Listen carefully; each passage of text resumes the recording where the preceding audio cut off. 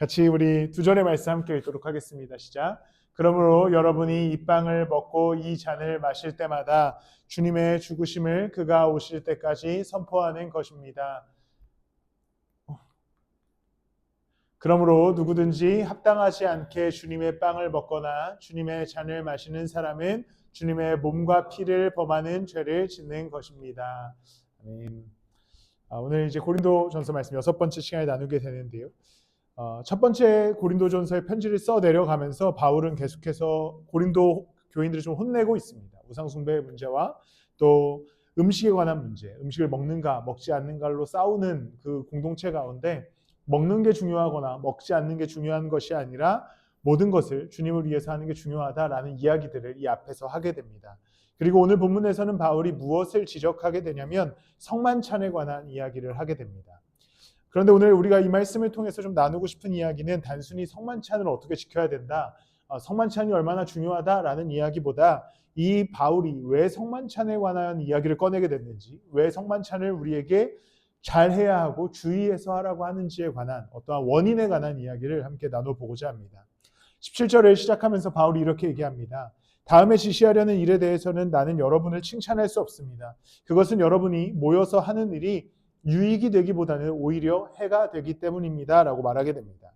바울은 고린도 교회를 향해서 아주 직설적으로 이렇게 얘기합니다. 너네들이 칭찬할 수 없다. 내가 너희들을 칭찬할 수 없는 이유가 있다라고 이야기하면서 너희들이 모여서 어떠한 행위를 하는 것이 오히려 해가 되기 때문에 칭찬할 수 없음을 이야기하게 됩니다. 그리고 그들이 칭찬을 받지 못하는 이유를 18절에서 밝히게 됐는데 그것이 무엇이냐면 첫째로 여러분이 교회에 모일 때에 여러분 가운데 분열이 있다는 말이 들리는데 그것이 어느 정도는 사실이라고 믿습니다 라고 말합니다. 즉 고린도 교회는 분열하고 있었습니다. 처음부터 이야기했지만 고린도 교회는 바울파, 베드로파, 아볼로파와 같은 소파를 자기네들끼리 어떤 분파를 만들어서 분열하고 있었습니다. 바울이 그것을 이야기하면서 내가 너희들을 도저히 칭찬할 수가 없다. 왜냐하면 너희가 서로 분열하고 있기 때문이다 라고 말하는 것이죠. 그러면서 이제 20절에 이렇게 얘기합니다. 그렇지만 여러분이 분열되어 있으니 여러분이 한자리에 모여서 먹어도 그것은 주님의 만찬을 먹는 것이 아닙니다 라고 말합니다. 결국 초대교회의 성찬을 이야기하면서 바울이 이야기하는 것이 너희가 서로 분열되어 있기 때문에 함께 모여서 성만찬을 하는 것은 아무런 의미가 없다라는 것을 이야기하는 것이죠. 결국에 오늘 본문에서 이야기하는 것은 성만찬을 해야 된다. 성만찬이 중요하다. 성만찬의 행위가 너희들의 교회에 굉장히 중요하니까 잘 지켜라 라고 이야기하는 것이 아니라 교회라고 하는 것은 분열되지 않고 하나 되어야 하는데 분열된 상태에서 즉 어떠한 삶의 형태가 잘못된 채로 성만찬을 하는 것에 대한 문제를 지적하고 있는 것이죠. 그리고 그들에게 어떤 문제가 있었냐면 사실 우리는 성만찬을 할 때 아주 작은 빵과 작은 잔을 가지고 조금씩 먹고 우리 성찬했습니다 라고 이제 고백하지만 초대교회의 성찬은 좀 달랐습니다. 먼저 함께 모여서 각자가 싸온 음식으로 밥을 먹었습니다. 그리고 나서 밥을 먹고 남은 빵과 포도주를 가지고 성찬을 하는 행위가 있었는데 어떠한 일이 있었냐면 당시에는 초대교회가 신분이 다양했잖아요. 뭐 지금도 그런 면이 있지만 당시에는 좀 더 크게 뭐 귀족도 있었고 노예도 있었던 상황이었기 때문에 음식을 많이 갖고 오는 사람도 있었고 아예 못 갖고 오는 사람도 있었습니다. 그렇기 때문에 성만찬을 갖기 전에 그들이 함께 식사했던 이유는 어느 정도 그래도 재정적으로 풍요로운 이들이 음식을 많이 갖고 와서 노예들을 먹이고 함께 배부른 다음에 성만찬을 진행했기 때문입니다. 그런데 교회가 분열되어 있었기 때문에 무슨 일이 벌어졌냐면 21절에 보면 먹을 때에 사람마다 제가끔 자기 저녁을 먼저 먹음으로 어떤 사람은 배가 고프고 어떤 사람은 술에 취합니다 라고 기록합니다. 무슨 말이냐면 먼저 함께 모여서 공동체가 하나됨 속에서 식사하고 그리고 서로 나누어 먹고 그 다음에 성찬을 진행했어야 되는데 어떤 이들이 먼저 음식을 싸와서 자기만 먼저 먹고 서로 나누지 않고 기다렸다가 성만찬을 진행한 겁니다. 그러니까 어떤 성도들은 와서 그저 굶은 상태로 있다가 성만찬을 진행할 수밖에 없는 상황 가운데 있었던 것이죠. 그러니까 바울이 오늘 본문에서 이야기하고자 하는 것들은 성만찬의 중요성, 성만찬을 해야 된다, 안 해야 된다, 성만찬의 어떤 행위가 얼마나 큰 은혜가 있다, 깊이가 있다라고 이야기하는 것이 아니라 이 성만찬을 해나가는 공동체의 모습, 공동체가 하나 되지 못한 상태에서 성만찬을 하는 것을 주의하고 문제를 지적하면서 칭찬하지 못한다라고 말하는 것입니다. 결국 행위라는 것, 신앙의 행위가 중요한 것이 아닌 신앙의 태도가 중요하다고 이야기하는 것이죠.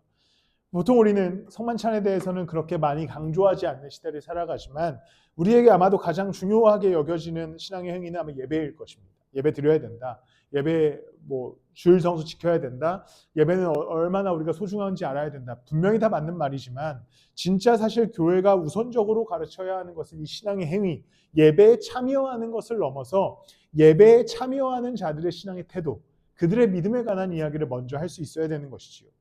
그러니까 성만찬이라고 하는 행위를 지킨다고 해서 고린도 교회가 바울에게 칭찬받을 수 없었던 이유는 성만찬을 하는 교회 공동체가 분열되어 있었기 때문에 성만찬이 아무런 의미가 없었던 것처럼 예배라고 하는 행위가 매우 중요하고 소중한 일이긴 하지만 예배드리는 교회 공동체의 어떠한 분열 혹은 공동체의 차원에서는 분열이겠지만 삶의 믿음 없음 혹은 억지로 예배에 나오는 것들, 이러한 문제들이 있을 때에 이 예배가 칭찬받는 예배가 안 될 가능성이 있다는 것이죠. 결국 본문에서 바울이 성만찬을 지적하는 것은 성만찬이라고 하는 특별한 행위를 지적한 것이 아니라 성만찬에 참여하는 교회 공동체의 신앙, 그들의 믿음, 예수 따름에 관한 이야기를 하는 것입니다. 그래서 27절에 합당하지 않은 이들에 관하여 이렇게 말하게 됩니다. 그러므로 누구든지 합당하지 않게 주님의 빵을 먹거나 주님의 잔을 마시는 사람은 주님의 몸과 피를 범하는 죄를 짓는 것입니다 라고 말합니다. 결국에 성만찬이라고 하는 신앙의 행위를 통해서 죄를 좀 씻을 수 있고 어느 정도 뭔가 이렇게 약간의 합리화를 할 수 있고 그래도 너가 죄 짓고 살았지만 한번 예배에 참여했으니까 어느 정도 하나님이 용서해 주실 거야 라고 하는 차원이 아니라 오늘 본문에서 이야기하는 것은 합당하지 않은 사람이 이 신앙의 행위에 참여하는 것에 대한 주의와 경고를 주고 있는 것이죠. 결국 성찬의 이야기가 아니라 이것은 우리의 신앙생활, 믿음에 관한 이야기를 하고 있는 겁니다. 예배에 참여하고 교회를 이루는 것도 또 우리가 신앙의 수많은 행위들, 예배뿐만 아니라 많은 것들이 있지 않습니까? 교회에 헌신하는 것, 봉사하는 것, 헌금하는 것, 기타 등등의 행위들이 사실 그 어떠한 행위에 우리가 집중하여서 교회들에서 많이 가르쳐 왔습니다. 이거 꼭 해야 된다. 이거 무조건 해야 된다. 근데 그러다 보니까 어떠한 문제가 생겼냐면 이 성도들의 삶에 관한 이야기는 교회가 관심을 갖지 않는 거죠. 그러니까 즉 예를 들어서 어떤 교회들은 장로가 되려고 한다면 교회 3천만 원 이렇게 헌금해야 된다고 하더라고요.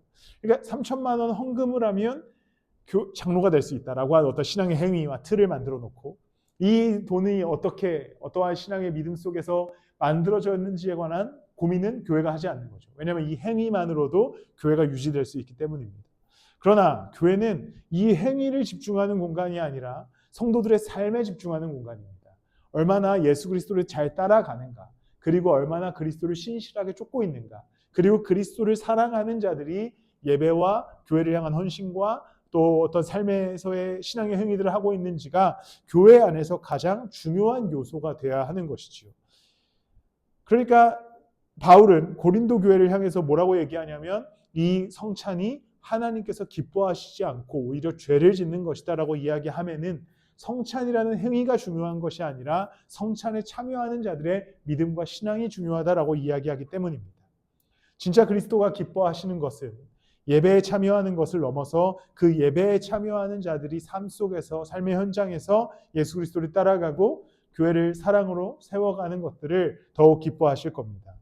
아마도 이런 말씀을 준비해서 그런지 오늘 많이 안 온 것 같기도 합니다. 성찬의 근거를 찾아보면 그 근거를 알 수 있습니다. 26절에 보면요. 그러므로 여러분이 이 빵을 먹고 이 잔을 마실 때마다 주님의 죽으심을 그가 오실 때까지 선포하는 것입니다 라고 기록합니다. 결국에 성찬의 목적이 무엇이냐고 얘기하냐면 주님의 죽으심을 그가 오실 때까지 선포하는 것이다 라고 이야기합니다.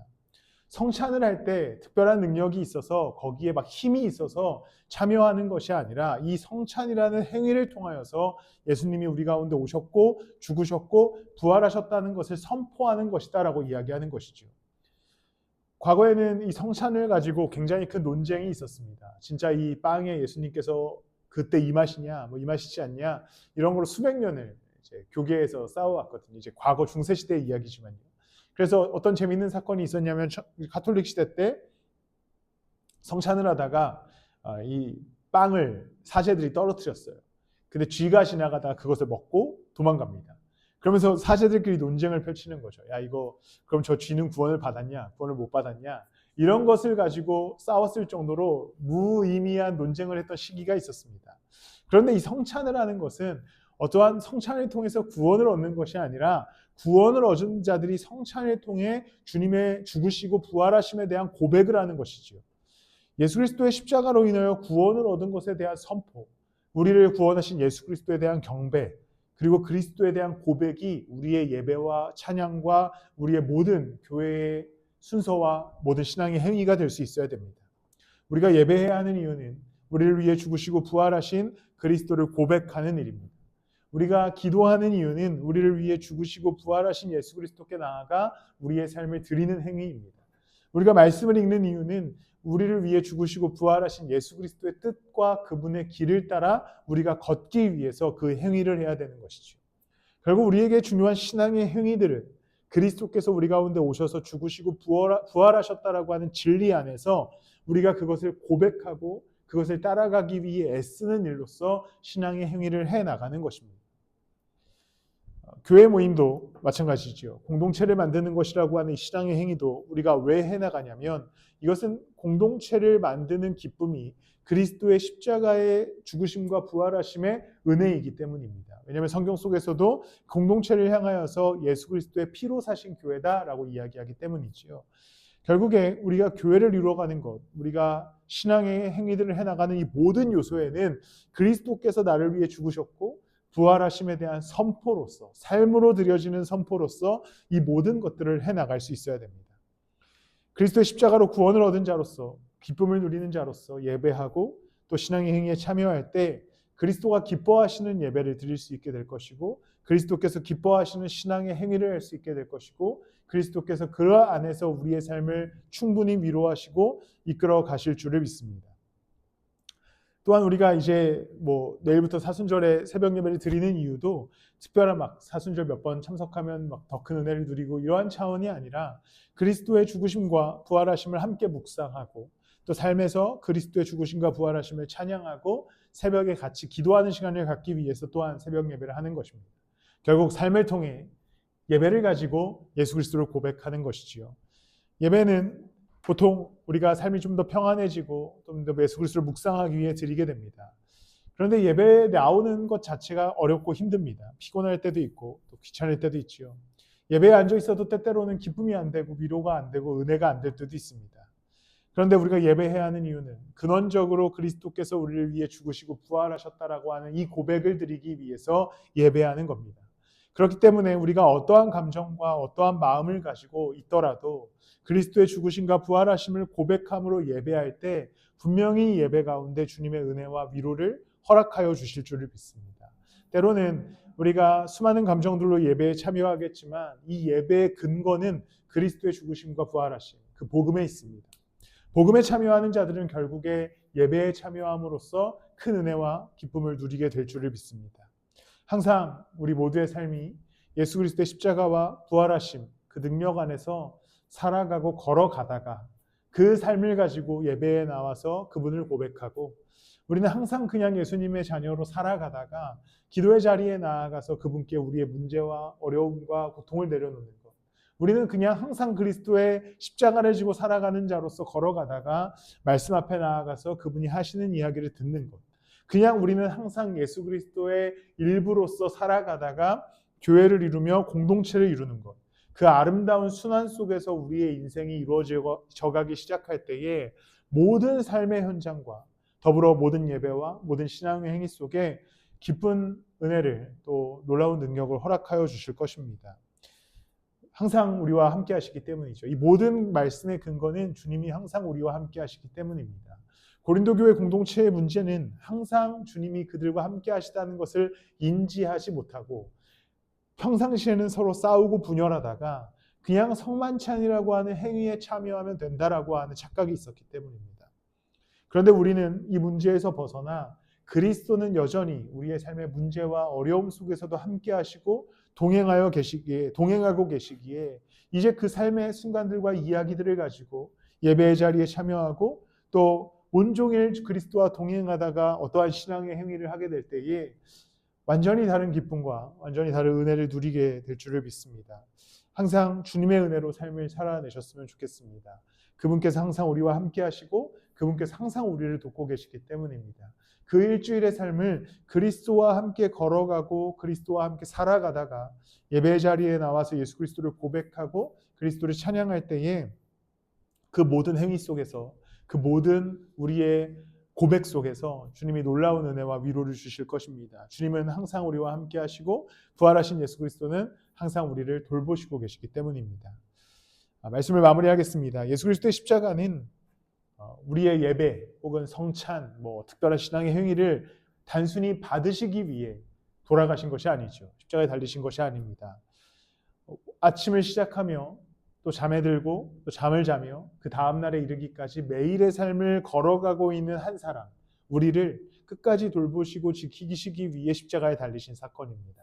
만약에 예배만을 받으시기 위해 예수님께서 십자가에 달리시고 부활하셨다면 우리는 그냥 우리의 인생을 알아서 살아가다가 주일에 예배 한번 드리는 어떤 행위로서 신앙이 끝나게 됩니다. 그런데 그리스도의 십자가는 우리의 모든 현재와 미래, 모든 계획을 구원의 은혜 아래 두시기 위해 달리신 사건이고 부활하신 사건입니다.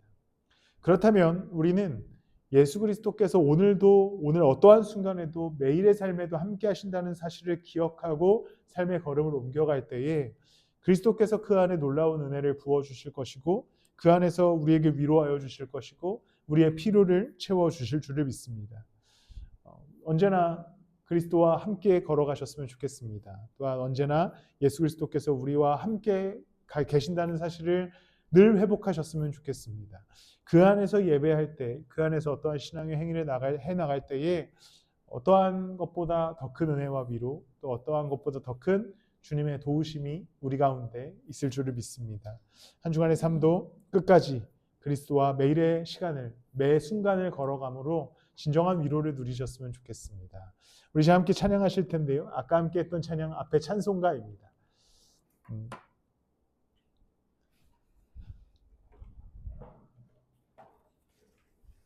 이 찬송가의 마지막 고백을 보면